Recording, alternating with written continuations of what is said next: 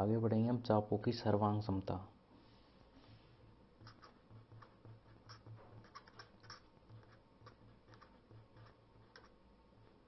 सर्वांग समता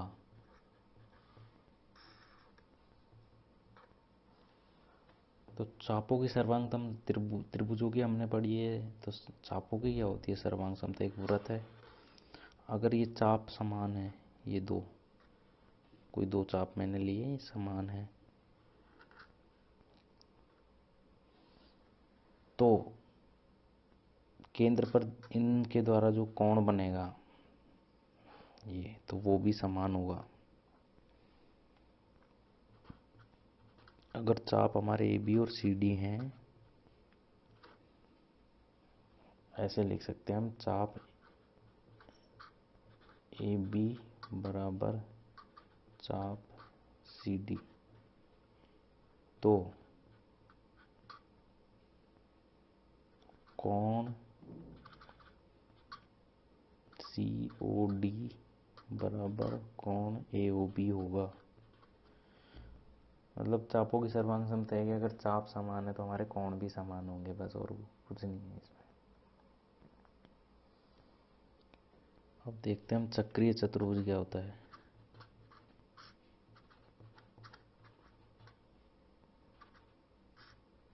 चक्रीय चतुर्भुज क्या होता है? चक्रीय चतुर्भुज है कि हमारा कोई व्रत है, अगर एक ऐसा चतुर्भुज जिसके चारों शीर्ष, ये शीर्ष व्रत की परिधि पर हो, तो उसको चक्रीय चतुर्भुज कहते हैं। तो चक्रीय चतुर्भुज की प्रॉपर्टीज देख लेते हैं, गुणधर्म क्या क्या है इसके।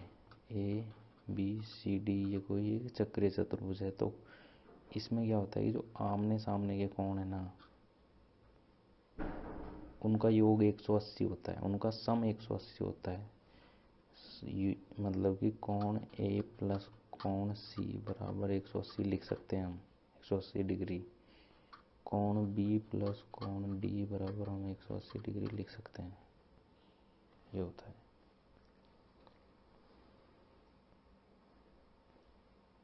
अब आगे देखते हैं हम, चक्रीय चतुर्भुज पढ़ लिया, अब देखेंगे हम परिवृत्त क्या होता है। परिवृत्त तथा परिकेंद्र।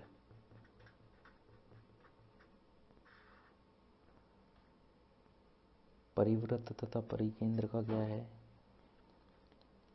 किसी त्रिभुज की तीनों भुजाओं के लंब समद्विभाजक संगामी होंगे, ये इस संगमन बिंदु को परिकेंद्र कहते हैं। इसमें मतलब कहना क्या है कि कोई त्रिभुज लिया और त्रिभुज की तीनों भुजाओं का लंब समद्विभाजक अगर हम खींचेंगे तो जो केंद्र मिलता है वो परिकेंद्र होता है, और उसके द्वारा बनाया गया व्रत परिवृत्त होता है।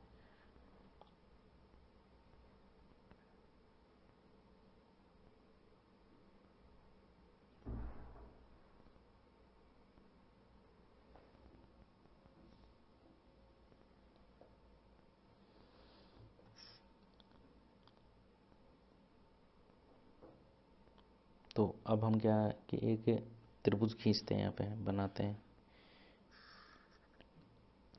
उस, और इस त्रिभुज की जो भुजाएं हैं ए बी सी, उनका लंब समद्विभाजक खींचते हैं। लंब समद्विभाजक मैंने आपको 6th क्लास में, मतलब हम ये सब सीख चुके हैं 6th क्लास में कि किसी लाइन का लंब समद्विभाजक कैसे निकालना है।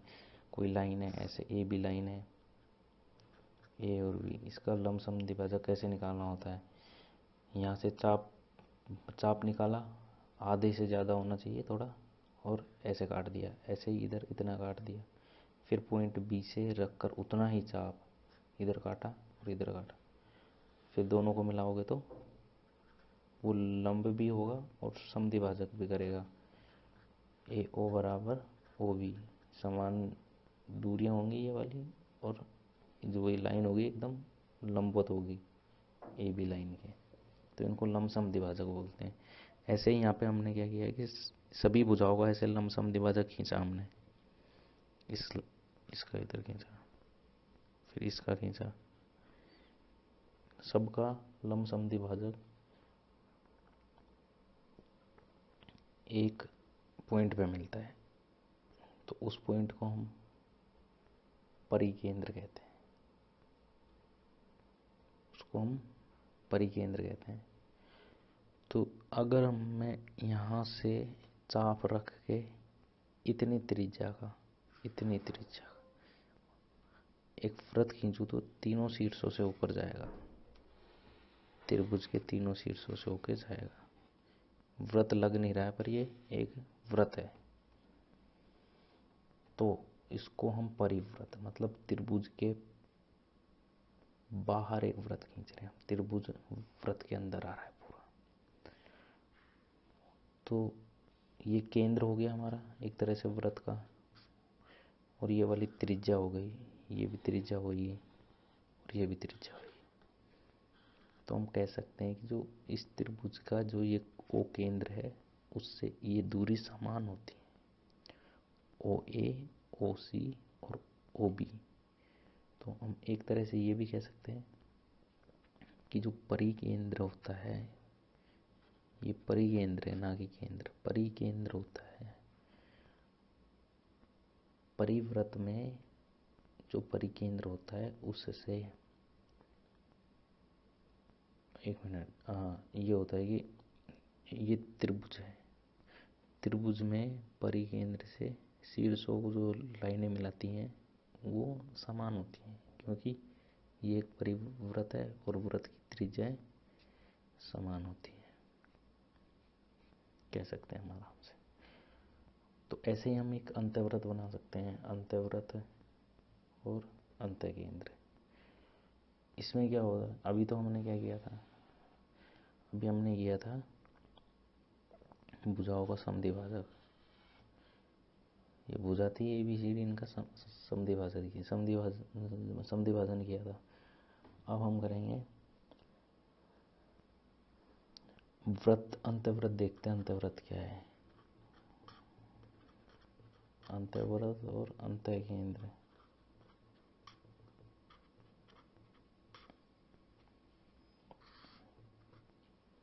इसमें क्या करेंगे कि इसकी परिभाषा क्या होती है, किसी त्रिभुज के तीनों कोणों के समद्विभाजक।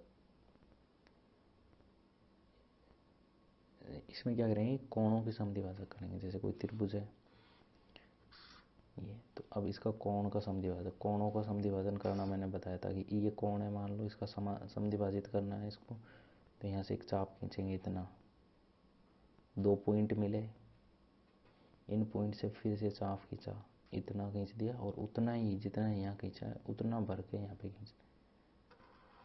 तो इस पॉइंट को और इस पॉइंट को मिलाओगे तो एक लाइन है, वो समान 2 भागों में बांटेगी इस कोण को। अगर ये पहले 60 था तो ये 30-30 हो जाएगा, समझ गए।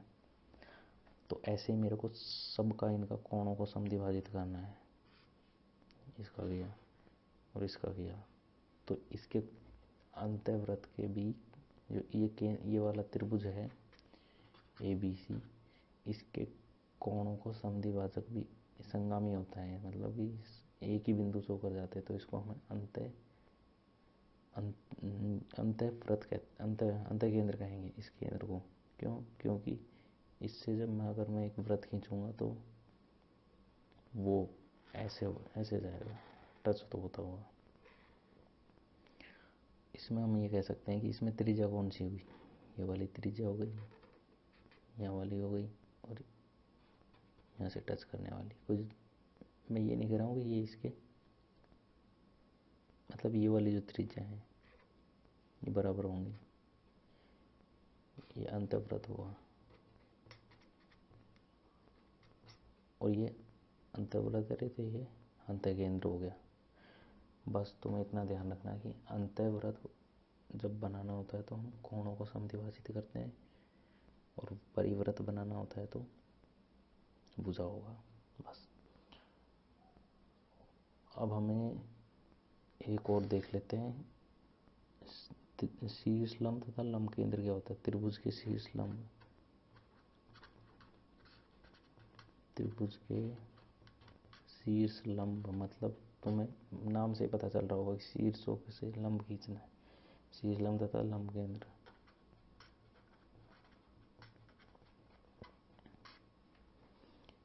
कोई त्रिभुज लिया, 3 शीर्ष होते हैं इसके ABC। ये इनसे क्या करना है हमें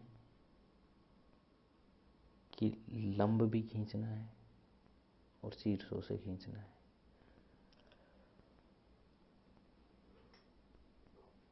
कैसे खींचते थे हम? ये कोई लाइन है, इस पे हमें लंब बनाना है। इस बिंदु से हमें सिर्फ A पता है, ये मान लो A है, ये बिंदु पता है और ये लाइन पता है। तो इसमें कैसे हम लंब खींचते थे, कुछ याद है? इसमें क्या करते थे कि यहाँ से मान लो हमें खींचना है, तो यहाँ से हम चाप भरते थे, ऐसे ऐसे चाप भरा और ऐसे खींच दिया। इसको क्रॉस करता जाए, इतना इतना चाप लो, इतना ले लिया, मान लो कि ऐसे कट कर जाए।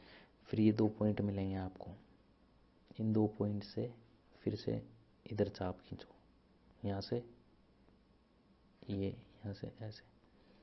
फिर जो ये बिंदु मिलाओगे पॉइंट, ये हमारा लंब भी होगा अगली वाली भुजा पे। मतलब हमें शीर्षों से लंब डालना है, तो वो शीर्ष लंब कहलाएगा। हमने पहले भुजाओं पे लंब डाला था, वो भुजा होगा, तो ऊपर ही केंद्र था। तो शीर्षों से लंब डालेंगे, वो शीर्ष लंब कहलाएंगे। ऐसे ही यहाँ से लंब डाला, ये यहाँ से लंब डाला ये वाला, और यहाँ से डाला ये। तो इसको, ये हो गया हमारा शीर्ष लंब। ये सारे लंब बताएं। और ये वाला होगा वो लंब केंद्र हो जाएगा ओ।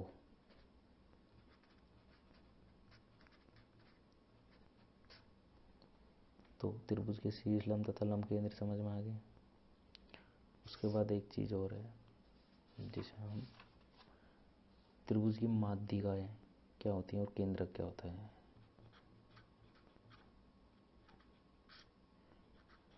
त्रिभुज की माध्यिकाएं तथा केंद्रक, इसमें क्या करेंगे, कोई त्रिभुज है ABC,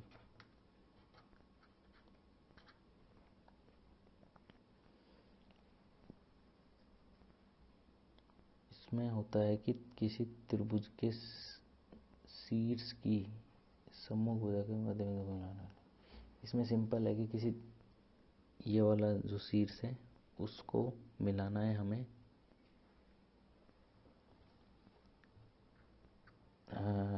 त्रिभुज की माध्यिकाएं तथा केंद्रक निकालना है।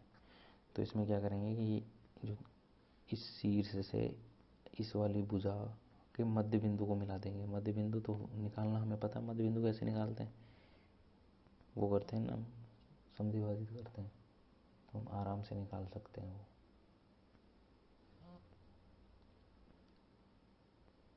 ये यहाँ से लिया, ये यहाँ से, तो इसको यहाँ से मिलाया, इसको यहाँ से मिलाया, इसको यहाँ से मिलाया, यहाँ से, तो ये केंद्रक होगा। और पूरे को हम माध्यिका, ये वाली माध्यिकाएं होगी, इनका अनुपात होगा 2:1 होगा। मतलब ये अगर 2 सेमी की है तो 1 सेमी की होगी। ओ है तो इसको हम AO/OD लिखेंगे, OD। तो ये हमारे साथ 2:1 होगा, बस ये लिख सकते हैं।